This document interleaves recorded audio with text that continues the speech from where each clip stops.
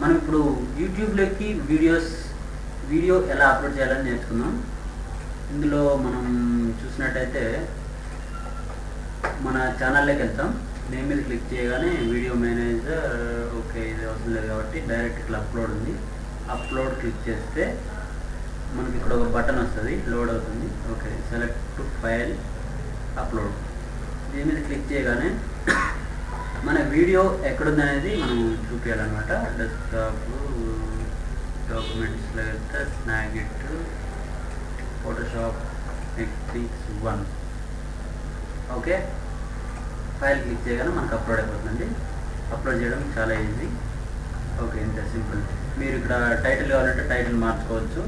Description, ఈ video ఏంటి, దీని డీటెయిల్స్ ఏంటంటే డిస్క్రిప్షన్ మొత్తం రాసుకోవచ్చు.